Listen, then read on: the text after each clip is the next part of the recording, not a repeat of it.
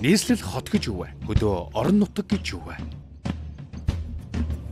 Хот хөдөөгийн ялгаа. Хотоорсон хөдөө гэж юу вэ?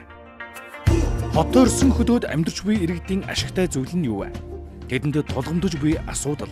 Хотоорсон хөдөөд амьдарч буй иргэдийн амьдрал хэрхэн өрнөж байна вэ гэдгийг хотоорсон хөдөө нэвтрүүлгээр та бүхэнд харуулах болно.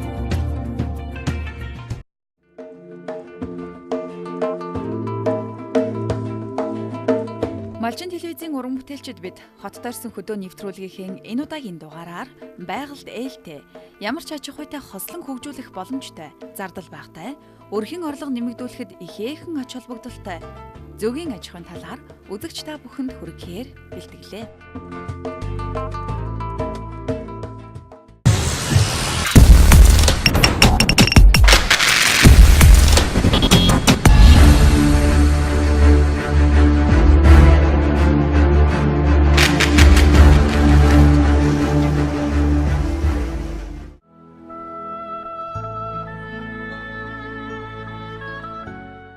Зөвгийн аж ахуйн эрт дээр үеэс үүсэлтэй бөгөөд хүн төрлөختөн зөвгийг гаршуулан тижээж ашиг шимийг нь хүртсээр ирсэн эртний улбаатай. Цэцэгт талын эрээн үнээгдэх балт зөвгийн эрүүл мэндэд хэрэгтэй зөвгийн бал хэмээх амтд бүтээгдэхүүнийг үйлдвэрлэгч юм. Эрт дээр үеэс монголчууд бид эдээ ундаандаа зөвгийн балыг эрхэмлэн дээдлэж хэрэглэсээр ирсэн түүхтэй. 13 дугаар зууны үед хар хорин хотод уран гоё хийцээрээ олон түмэнд шагшигдж байсан мөнгөн модны нэг амнаас зөвгийн бал бүхий тансаг ундаа урсан гардаг байсан хэмээх түүх хүртэл бий. Манай улсад энэхүү аж ахуй 1959 онд Сэлэнг аймгийн Шамар сумын Жимс ногооны эрдэм шинжилгээний туршлагын төвд Оросын холбооны Бурят улсаас 20 зөвгийн авчирч нутагшуулснаар их суурай тавьсан юм.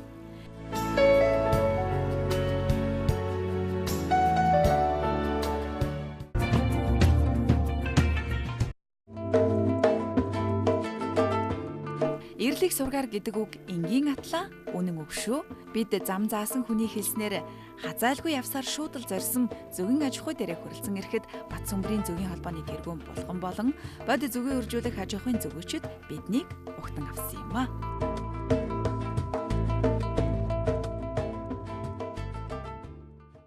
Ийхүү Монголын анхны зөвгийн аж ахуйг Гавьяат багш шинжлэх ухааны ажилтан Шагдар Ахмад зөвгийн жамц Жалцав нар тавьж байсан түүхтэй юм. Бид нар 74 он зөвлөлтөд Тимирязевын нэрмжт хөдөө аж ахуй академиг зөвгийн зоотехникч мэргэжлэр төгсөөд ирэхээр одоо намын тоогоороо хөдөө аж ахуй яам мэргэжилтнийг төв хорооны томилолтоор Батсүмбэрт ирсэн. Тэгээ яагаад Батсүмбэрт ирсэн бэ гэхээр тэр үед Батсүмбэрт зөвгийн аж ахуйн бэлчээрийн нөөцийг судалсан эрдэмтэн Очир Батгай Батсүмбэрт зөвгийн аж ахуйн эрдэм шинжилгээний салбар гэдэг юмыг байгуулчихсан. Энэ Батсүмбэрт эрдэм шинжилгээний ажил хийж эхэлсэн байсан. Ингээд Очир Батгай намайг манад ирж ажиллаарай. Одоо Монголын анхны зөвгийн мэргэжилтийн хүн манад бид энд одоо зөвгийн эрдэм шинжилгээний байгуулсан ажиллаж байна гэж ингэж захиа бичээ. Тэгээд бид одоо нэг талаасаа сур мэргэжилтэн болоод ирсэн, нөгөө талаасаа мэргэжилтэн хүнийг Батсүмбэрт явж ажиллая гэж төв хороо даалгавар өгсөн. Ингээд энд одоо нэг зөвгөөс бэлчээр судалж ийсэн Очир Батгай ирж ажиллая гэж урьсан. Ингээд Батсүмбэрт ер нь зөвгийн аж ахуйг шинжлэх ухааны үндэслэлтэй хөгжүүлэх ийм суурь бол Батсүмбэрт тавигдсан ийм учиртай. Ийхүү манай орны ойд хэрийн бүс нутаг болох Дорнот, Хинти, Төв аймаг, Сэлэнг, Дархан, Архангай, Булган, Завхан, Увс, Ховд зэрэг аймагуудад зөвгийн аж ахуй илүүтэйгээр хөгжижээ. Зөвгийн аж ахуй бол улс ардын аж ахуйн олон салбартай холбоотой хөгждөг. Зөвгийн аж ахуй өндөр хөгжсөн орнуудад зөвгийн аж ахуй хүнсний болоод эмчилгээний ач холбогдолтой олон төрлийн бүтээгдэхүүн гаргадгаараа онцлог. Одоо зөвгийн аж ахуй бол хөнгөн үйлдвэр, хүнсний үйлдвэр, арьс ширний үйлдвэр, за тэгэл цаашлах юм бол онгоц сансар судлалд тэтгэл зүйн аж ахуйн бүтээгдэхүүнийг хэрэглэдэг ийм туршлага байдаг. Манай оронд бол зүйн аж ахуй 1959 оноос эхэлж хөгжсөн түүхтэй.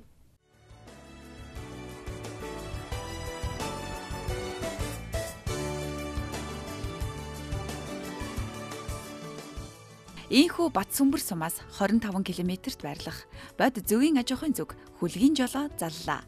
Бид явсаар өвөр хутагтын гингэрт байх гэрэлт хөшөөн дээр ирсэн юм. 1732-оос 1733 онд Монгол улсын нийслэлийг хүрээн нэртэйгээр суурьшиж байсныг илэрхийлэн энэхүү хөшөөг барьж байсан түүхтэй юм байна. Биднийг уйлантын даваагаар даван Бургалтан амыг зорих үед хаврын анхны бороо зөөлөн шивэрч байлаа. Хүн малын зоо тэнэлгэн өнөөдөр орсон анхны бороо газар дэлхийд өнгө нэмснээр нутаг орны ерөнхий байдлыг улам жилүүтэйгээр үзэгслэн төгс харагдуулах шиг санагдана. Ийхүү нэвтрүүлгийн багийнхан маань цааш явсаар зорьсон газраа хүрлээ.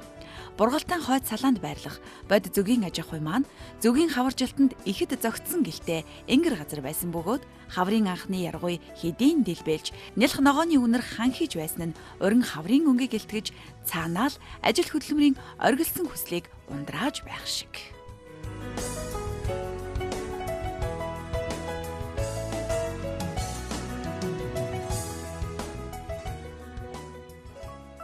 Батсүмбэр сумын залуучууд уламжлан ирсэн зөгийн аж ахуйгаа хөгжүүлэх зорилгоор 2016 онд хэлэлцэн нэгдэж орон нутагта зөгийн аж ахуйгаа хөгжүүлнэ. Эмчилгээ сувилгааны өндөр ач холбогдолтой лав, жилээ, сүүнцэр, цэцгийн тоос зэрэг бүтээгдэхүүнийг ашигласан үйлчилгээ явуулахаар зорин ажиллаж байна. Тус холбоо нь нийт 300 гаруй бүл зөгийтэй бөгөөд жилд ойролцоогоор 22 сая 500 мянган төгрөгийн бүтээгдэхүүн үйлдвэрлэдэг юм байна. За зөгийн аж ахуй хэрэглээд хэдэн жил болж байна та? Миний ээж бол энэ Батсүмбэр суманд 1973 онд 74 оноос хойш зөгийн аж ахуй гэдэг ямиг эрхлэн явуулж, ажиллаж амьдарч өдгөө хүрсэн одоо 70 настай буурай байна. Тэгээд энэ хүний зөгийн аж ахуй эрхэлсэн тэгээд миний тэр өсөж төрсэн үеэс л ихсүүлээд одоо миний амьдрал бол зөгийн аж ахуйтай холбоотой гэж хэлж болно. Тэгээд яг энэ зөгийн аж ахуйг эрхлэх, энэ аж ахуйн хэлбэрээр хөтлөх энэ арга хугацаа бол одоо 1990 оноос хойш одоо шууд утгаараа л 90 оноос хойш би одоо зөгийн аж ахуйг эрхэлж хөтлөө явуулж байна да.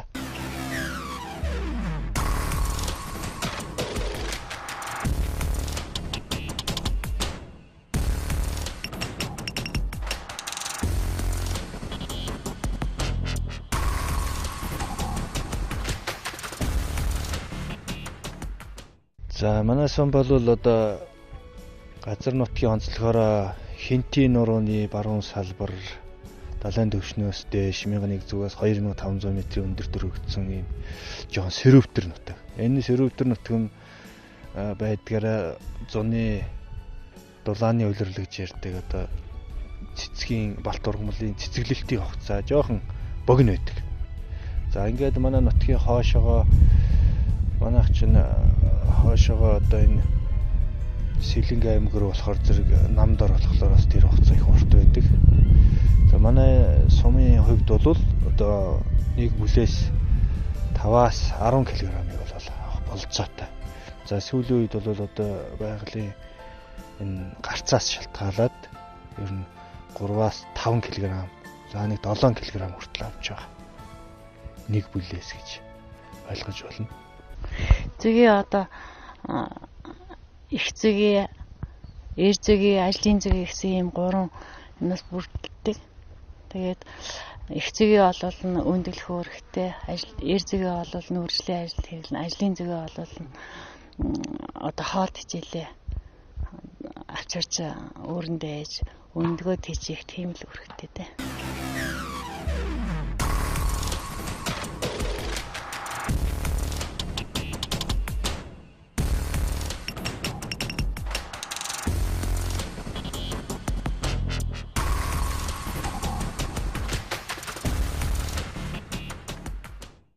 сүүлийн жилүүдэд зөгийн аж ахуй амжилттай хөгжиж байна. Зөгийн аж ахуй газар тариалантай хосолмол чиглэлээр одоо хөтлөж байгаа аж ахуйнууд олон байна. Сүүлийн үед тосны ургамал их хэмжээгээр тариалж байна аж ахуйн нэгжүүд. Тэгээ энэ бол зөгийн аж ахуйтай их ач холбогдолтой нэг талаасаа, нөгөө талаасаа газар тариалан тэр үрийн аж ахуй ургамлын ургалтанд маш их ач холбогдолтой. Хөдөө аж ахуйн таримлыг зөгийгээр тоос хүртээснээр ургамлын ургац нь 120-оос 200% дээшилдэг.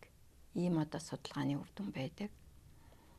За зөгийгээр тоос хүртээсэн ургамлын үрний чанар сайжирч үрийн жин томордог.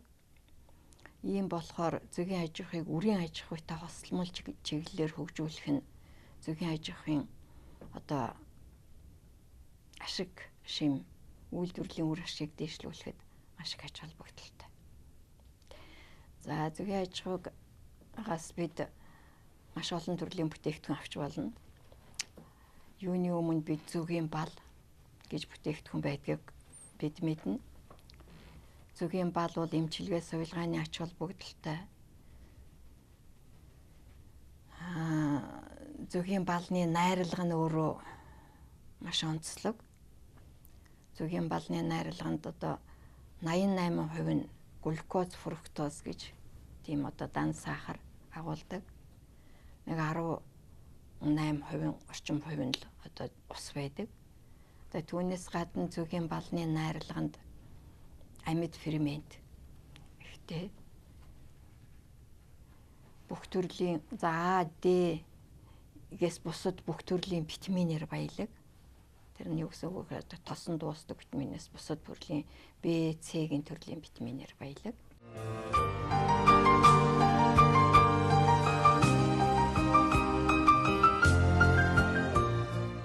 Амт чанар сайтай Life Mail нэртэй зөгийн балны 120 г нь 84 ам доллар хүрдэг юм байна. Дэлхийн өндөр хөгжилтэй томоохон орнууд хүн амаа зөгийн балаар хангаж чаддгүй тул импортоор багагүй тооныг худалдан авдаг ажээ. Тухайлбал Америкийн нэгдсэн улс, Герман, Япон улс хамгийн том импортлагчид бөгөөд жилд 250 мянган тонныг гаднаас нийлүүлдэг гинэ. Харин Европын орнууд 140-оос 150 мянган тонныг импортлдог юм байна. Монголд үйлдвэрлэж байгаа зөгийн балны ус тоосонцрын хэмжээнд чанарын шаардлага хангасан байдаг учраас чанартай бүтээгдэхүүн үйлдвэрлэдэг. Мөн зөгийн бал нь А, Д, Е витаминаас бусад бүх төрлийн витаминыг өөртөө агуулдаг ба ой тогтоолтыг сайжруулах, шарх эдгэх, харшил бууруулах, бактери устгах, ходоод болон зүрх судасны өвчнийг эмчлэх хувьдастай бүтээгдэхүүн юм. Тиймээс бид зөгийн аж ахуйгаа хөгжүүлэн дэлхийн зах зээлд Монголын брэнд болсон зөгийн балыг гаргахад боломжгүй зүйл алгаа.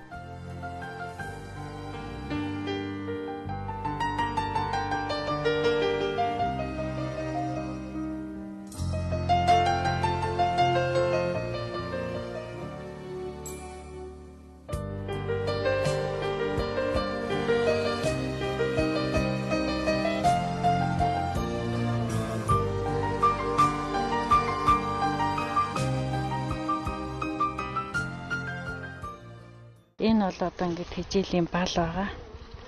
Энэ шарн тий. Ингээд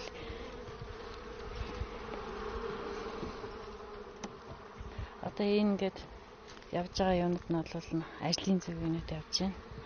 Хатан зөгийн маань хаана байгаа вэ? Хатан зөгийн одоо ингээд явж идэл гарч ирнэ. Энэ одоо ингээд өндөг нь ингээд одоо өндөлцсөн байгаа. Ажлын зөгийг гарах гээд өндөлцсөн байгаа. Тий. Их зөгийн бол хатан зөгийн ганц л байдаг. Ганц л байдаг. Хатан зөгийн бол тустай юунаас сүүнсрээд тийжэгдэж гарна. Энэ бол одоо ингээд цэцгийн тоос, бал цоглуулсан байгаа байх. Энд явж. Их зөгийн одоо энд явж байна. Хөө арай өөр юм бэ те? Нилийн урт бийтэй. Арай өөр юм бэ шүү саах юм бол. Энэ нөгөө цэцгийн тоос гэж яриад байгаа нь энэ байна одоо. Анхныхаа цэцгийн тоосыг авчихсан зөгийн одоо цэцгийн амтарч ус авчаад тавьсан юм. гялтгансан. Гялтгансан тунгалаг юм маань энэ одоо зүгийн цэцгийн тоос нах нэ тийм ээ. Энэ гялтгансан тунгалаг юм чинь болохоор зэрэг зүгийн бал. Энэ шар биш үү? Энэ ингэсэн шар юм. За энэ болохоор цэцгийн тоос. Нэг бүл зүгийд ер нь хэдд орчим зүгі байд юм бэ? Одоо энэ бол одоо их зүгийн идэвхтэй үед бол 800-аас 1000 өнд гараад 1000 өнд гаргадаг яг идэвхтэй өндөглөж явах үедээ бол энэний тоо бол нэр нь хязгааргүй шүү дээ. Өдөрт. Тэгээ өдөрт л нэг удаагийн өндөглөлтөндөө тэгж гарна. Жилд ер нь хэдэн удаа зүгийн бал хурааж авдаг вэ? 2 удаа зүгийн бал хурааж авна да. 2 удаа. Тийм. Гэхдээ ер нь тэр жилийнхаа байгалийн онцлогоос шалтгаална л да. Тэгээд юу яасан сайхан дэлгэр цаг бол бас 3-4 удаа хураах тохиолдол байгаа. Тийм. Ерөнхийдөө яг зүгээр юунаас болвол жилийн дунджаар бол 2-оос 1-2 удаа л хураадаг юм да. Жилд хэдэн килограмм нэг бүл зүгээс хэдэн килограмм зүгийн бал хурааж авдаг вэ? Бас тэр жилийнхаа онцлогоос болно. Отор нүүдэл сайн хийж явбал бас нэг бүлээс 20 кг. Тэр жилийн авц муу цаг агаарын нөхцлөөс бас одоо тэрнээс ч багч хураах тохиолдол бас байдаг. Зүгийн их өвөрмөц, зохион байгуулалттай амьдралтай балт шавжим. Үүрний гадна харуул зүгийнүүд байх ба өөр үүрний зүгийг оруулдаггүй. Бүлэрхүү амтан ажээ. Нэг бүл зүгийд ойролцоогоор 30 орчим мянган зүгийн амьдардаг юм байна.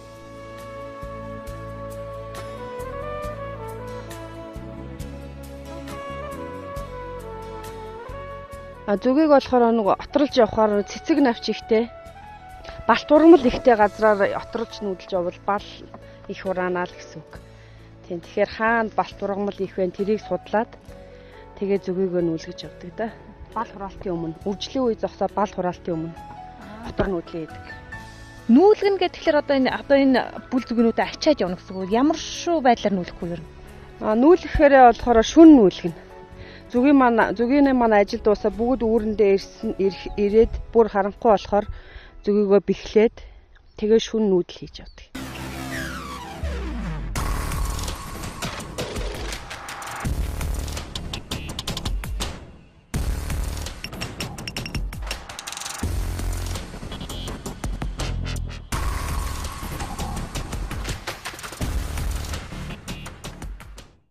Эхлээд яг ингээ шинэ газар нүгөөд ирэхээрээ үүрнээсээ дөнгөж гараад ингээ ойр орчмоор судалж нисээд тэгэл улам холдож явсаар цэгийн тоос авах тэгэл нөгөө амтаж хүүсээ авах газараа очиод эргээд ирэхдээ үүрээ олдог тийм онцлогтой. Зүгийн аж ахуй эрхэлж байгаа хүмүүсийн хувьд ер нь чинь зүгийн байгаа газар штэ ер нь эрүүл байдаг гэж яригадаад байдаг. Энэ одоо эрүүл мэндэд ер нь жишээ нь одоо та бүгдийн хувьд штэ зүгийчдийн хувьд мэдрэгдэж байгаа зүйл байдаг уу? Мэдрэгдэж байгаа зүйл бол байгаа л да. Одоо манай нэг настай зүгийн чинь хөөхтэй юу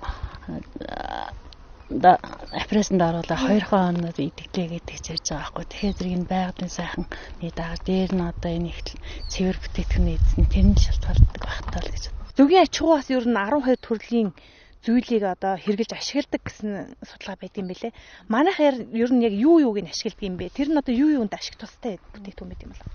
Манайх бол одоохондоо бол 5 төрлийн бүтээгдэхүүн л ашиглаж байгаа да.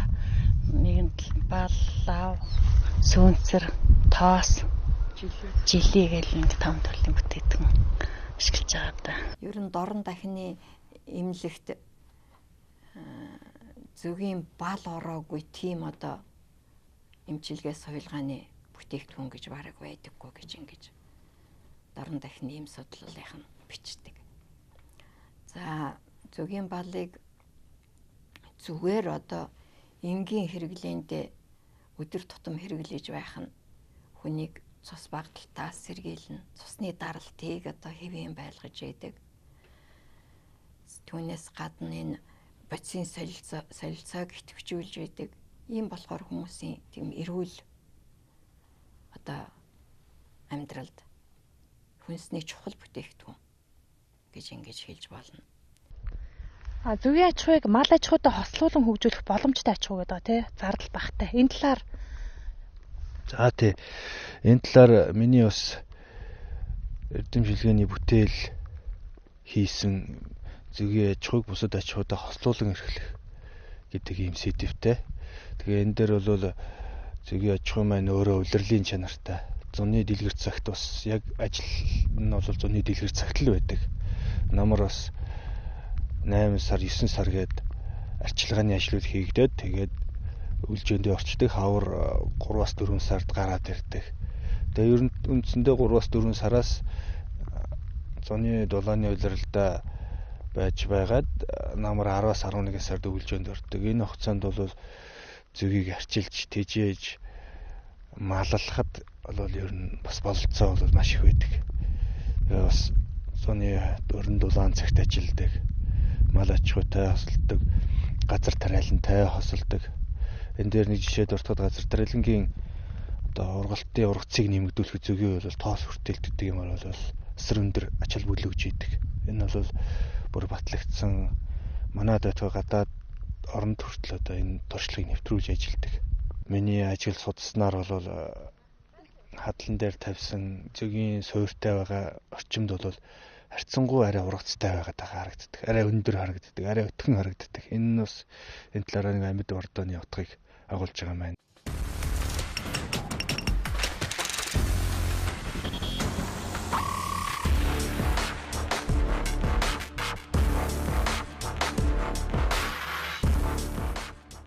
За бид бүхэн бол одоо зөгийн холбоо байгуулагчнаас хойш нэлээд хэдэн зорилтуудыг бол дэвшүүлээд байгаа. Энэ зорилтуудын ажил бол эхний ээлжинд зөгийчдээ сургах асуудал байна. Сургалтын ажлыг бол ер нь өөрсдийн нөөц бололцоо урд нь хийж исэн эрдэмтдийн бүтээсэн бүтээл судлах. Өшөө дээр нь одоо орчин цагийн сургалтууд явагдаж байгаа. Энэ дээр дурдхад одоо манай Батцанбөр сум дээр одоо мэрэгжил сургалт үйлдвэрлэлийн төв тийм ээ. Тэрэн дээр зөгийний сургалт орж байгаа. Өнөөдрийн байдлаар 25 хүн зөгийний сургалтанд суралцаа явуулж байна. За зөгийн аж ахуйг хөгжүүлэхэд саад бэрхшээл байхаас гадна бас энэ дээр нэг хэлэх юм нь бол яг зөгийн аж ахуй маань өөрөө эмчилгээ сувилгааны өндөр ач холбогдол өгөх юм бүтээгдэхүүн гаргадаг. Энэ дээр бол одоо дэлхийн нийтээрээ бол зөгийн аж ахуйн талаар эмчилгээ сувилгааны талаар бол ойлгот сайн байдаг. Энэ аж ахуй бол яагаад ингэж эрчимтэй их өргөн хүрээтэй хөгждөг юм болоо гэдэг ингэж судалж хүмүүс үздэг эрдэмтэд бас тооцоолдог. Энэ өөрөө бас зөгийн аж ахуй маань хөгжөхөд бол манай Монгол оронд бол бас сэрүүн уур амьсгалтай, сэрүүвтер дундаа жоохон сэрүүвтер байдаг нь нөлөөлдөг болов. Мөн дээр нь иргэдийн маань дийлэнх болох нь манай улсын иргэдийн дийлэнх болох маань одоо бас уламжилж ирж заншаагүй байдагтай бас холбоотой байдаг юм болов. Энэ дээрээс төрөөс бас анхаарч бас зөгийн аж ахуйн ач холбогдлыг ард түмэнд сурталчилан таниулж дэмжлэг үзүүлэхэд бол зөгийн аж ахуй бол нэгдүгээр байгаль дээлтэй, ямар ч хоргүй. Хоёрдугаар хүний эрүүл мэнд эмчилгээ сувилгааны өндөр ач холбогдолтой ийм бүтээгдэхүүн үйлдвэрлэдгээрээ бол манай улсын хувьд, манай орны хувьд бол их ач холбогдолтой гэж бид нар боддгийг.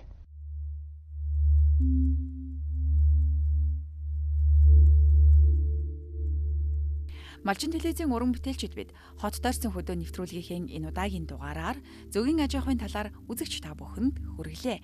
Дараагийн дугаараараа Монголын зөгийчдийн нийгэмлэгийн үйл ажиллагаа, зөгийн эмчилгээ болон зөгийн ашиг тусын талаар сонирхолтой мэдээллийг хүргэх болно. Эх орны үйлдвэрлэгч зөгийчин зөгийн аж ахуйн нийт хамт олондоо ажилтан амжилт хүсье. Тэжээсэн зөгийн төм хурж хураасан балан байнга бэлгэж явах болтугай.